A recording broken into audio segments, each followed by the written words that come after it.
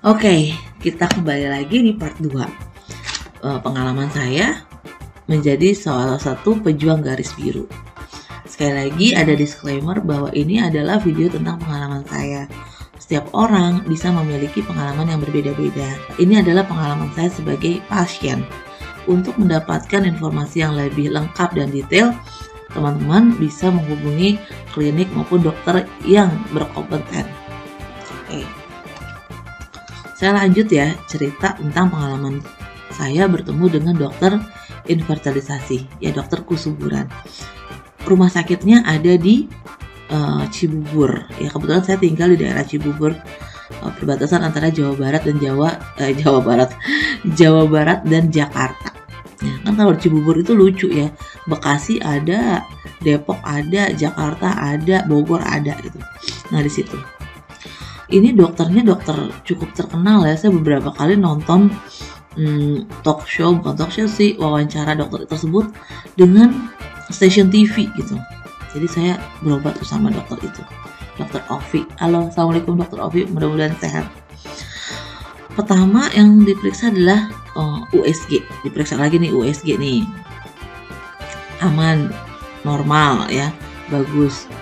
Nah setelah USG terus nggak ada masalah gitu ya, diminta lagi datang berapa, kalau nggak salah sebulan atau 2 bulan untuk tes selanjutnya, yaitu HSG.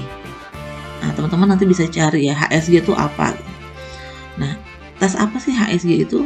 Jadi HSG itu adalah ini yang saya rasain ya teman-teman. Kita masuk ke dalam ruangan khusus gitu, terus dari ada alat khusus yang dimasukin ke dalam vagina, kemudian kayak ada air gitu ya, nyemprot. Itu tujuannya adalah mengetahui apakah saluran kita itu buntu atau enggak gitu, paten atau non paten, istilahnya gitu, paten atau non paten. Kalau buntu ya, kalau istilahnya paten atau non paten ya kalau buntu tuh, pokoknya kalau buntu itu rasa sakitnya minta ampun.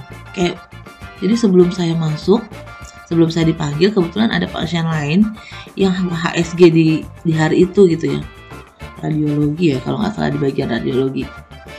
Nah itu saya udah tahu ya, mama saya udah pernah cerita, Kak nanti kalau udah tes HSG itu rasanya sakit banget, siap-siap ya gitu. Kebetulan tante saya yang di Gombong itu juga ngalamin HSG dan itu paten, buntu. Ini mohon maaf ya, saya lupa istilahnya kalau buntu tuh paten apa non paten, pokoknya buntu. Akibatnya waktu di HSG tante saya itu mau pingsan, udah jalannya tertatih-tatih goyang karena nahanin sakit yang nauzubillah min dzalik. Tapi dia tuh hamil loh ya, dibilang buntu tapi hamil, ternyata bisa hamil maksudnya. Nah terus saya kan ya karena ada pengalaman tante saya, jadi saya nggak terlalu ya, santai lah, semua kita serahin sama Allah gitu ya. Nah pas saya mau masuk ya, pasien sebelum saya itu jalannya dibopong, tertatih-tatih, waduh gitu ya, udah mulai loh kok begitu, takut dong ya, tapi ya bismillah ya. Akhirnya saya di HSG dan saya nggak ngerasa sakit gitu, alhamdulillah. Oh biasa aja gitu, begitu doang. Gimana bu? Gitu. Sakit nggak? Enggak, biasa aja gitu. Oh iya, akhirnya keluar non paten gitu. Nah, salurannya lancar. Itu kalau nggak salah saya masih kerja juga, maksudnya habis dari situ langsung ada kerjaan lagi gitu, di meeting kemana. Terus mama saya telepon, Kak gimana, sakit? Enggak mah, alhamdulillah. Terus kamu gimana? Udah ketakutan saya pingsan. Terus kamu gimana? Ini lagi kerja. Astagfirullahaladzim. Udah pulang istirahat gitu. Nah, waktu itu kita rumahnya udah misah. Sekali-sekali ke rumah mama nginep gitu. Tapi itu rumahnya udah misah. Dan itu udah tahun kedua pernikahan kami. Setelah treatment itu sama dikasih obat juga, cuman nggak ada apaan ya, tidak ada membuahkan hasil. Akhirnya Dr. Ovi merujuk saya ke rumah sakit yang lain, Klinik Jasmine di RSCM gitu. Klinik Jasmine di RSCM, kami dirujuk ke sana. Dan saya di sana bertemu dengan dokter Muharram, dokter senior ternyata, ya Allah, itu salah satu dokter obgyn terbaik. Beberapa dokter obgyn yang pernah saya kenal ternyata adalah mahasiswanya. Semoga sehat dokter Muharram atau dokter Aam. Nah, datanglah kita ke klinik tersebut ya. Itu masih sepi, hari Sabtu, dia ingat gitu ya, hari Sabtu naik motor gitu ke RSCM, klinik Jasmine. Saya tuh udah tahu itu ada klinik Jasmine karena ada keluarga yang pernah ke situ juga. Terus akhirnya saya berpikir ya ke sini juga gitu. Akhirnya di situ kita menunggu giliran untuk dipanggil. Dan pas dipanggil, dicek segala macam, salah satunya adalah cek hormon. Terus kata dokternya, dokter Aam ngomong begini, udah berapa tahun menikah gitu.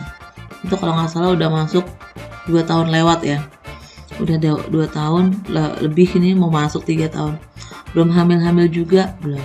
Oke, cek ini, cek itu, ya dikasih tahu surat pengantarnya ya. Cek hormon, salah satunya hormon saya itu dicek hari kedua atau hari ketiga pas menstruasi. Jadi pas lagi menstruasi itu dicek darah sama urin. Suami juga begitu, dicek juga hormonnya, jadi darahnya gitu ya.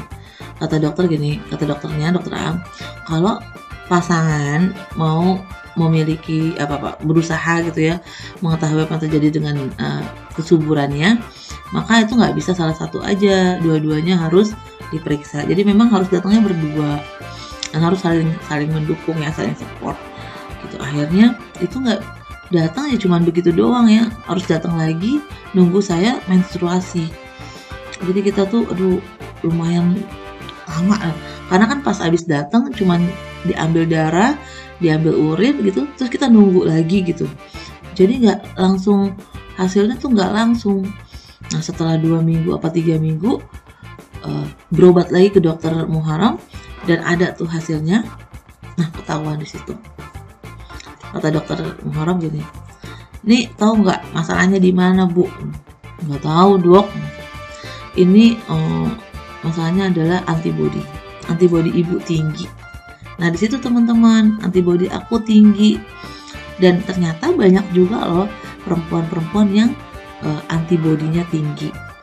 Nah terus cerita nih dokter Muharram, kalau antibodinya tinggi ya, sebaik apapun sperma yang masuk itu nggak bakalan bisa berkembang. Karena apa? Karena akan dimakanin, dianggap musuh ya oleh sel darah putih aku. Nah salah satu ciri orang yang antibodinya tinggi adalah alergi. Karena alergi itu salah satu adalah mekanisme pertahanan kita. Jadi alergi aku emang banyak banget. Aku tuh alerginya banyak banget. Ini sekarang aja ada alergi nih, gatal-gatal. Alerginya apaan aja? Misalnya kalau makan makanan laut, ikan laut gitu ya, gatal-gatal, kaligata mungkin banyak yang nggak tahu ya. Kita cari aja di Google kaligata, bentol itu sering banget dari aku kecil, emang aku kayak gitu. Kalau udaranya lembab, sini udah mulai gatal itu nyiksa ya, sampai ke dalam gitu, itu gatal-gatal, bentol ya. Terus debu bersin, pokoknya banyak banget nih. Alerginya memang banyak gitu. Nah itu salah satu cirinya. Jadi kalau teman-teman termasuk orang yang alergian, itu adalah salah satu ciri kemungkinan antibodinya tuh tinggi gitu ya. Nah jadi kata dokter Muharram, ya ini harus dibenerin dulu antibodinya supaya bisa menerima. Dibecandain juga nih, makanya jangan galak-galak. Ibu sih galak-galak, ya galak bagaimana ya. Terus suami juga dicek. Nah ketahuan juga sama dokter Muharram bahwa ada yang tidak seimbang juga dengan hormon suami, bagaimana bentuk spermanya dan segala macam itu ketahuannya akhirnya jumlah sperma yang hidup dan bentuknya normal itu tidak terlalu banyak gitu. Jadi harus dibenerin dulu. Apa yang dibenerin? Ternyata setelah dicek lagi lebih lanjut, ada suami saya itu ada varikokel. Jadi saluran spermanya itu terhalang oleh varikokel itu. Apa ya istilahnya ya? Ini mohon maaf kalau saya salah ya. Nanti boleh dicek di Google atau ditanyakan kepada dokter yang lebih kompeten ya. Gitu. Jadi varikokel dan antibodi tinggi. Oke. Sampai di sini part 2. Nanti kita lanjut di part 3. Apa treatmentnya setelah ketahuan antibodi dan varikokel? Sampai jumpa.